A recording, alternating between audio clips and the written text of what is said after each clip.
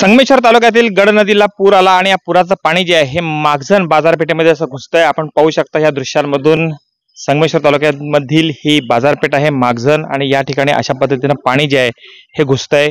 पुराचं पाणी हे वाढतंय। वारंवार या बाजारपेठेला पुराच्या पाण्याचा फटका बसतोय। आपण पाहू शकता की ही दिसणारी गड नदी आहे आणि ते पाणीपात्र ओसांडून वाहत आहे।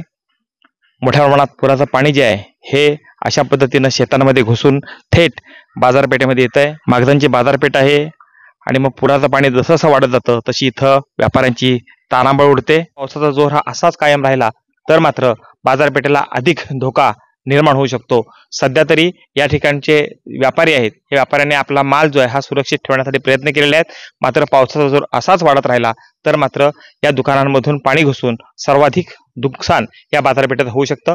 आपण पाहू शकता की हा पाठीमागे दिसणारा रस्ता आहे हा मूळ रस्ता आहे, हा देखील पाण्याच्या खाली गेलेला आहे आणि मी ज्या भागामध्ये उभा आहे हा देखील डांबरी रोड आहे आणि इथं सर्वाधिक पाणी हे आता साठायला सुरुवात झालेली आहे। तर पावसाचा जोर जर असाच कायम राहिला तर मात्र बाजारपेठेला अधिक मोठा धोका निर्माण होऊ शकतो। कृष्णकांत साळगावकर, TV9 मराठी, संगमेश्वर, रत्नागिरी।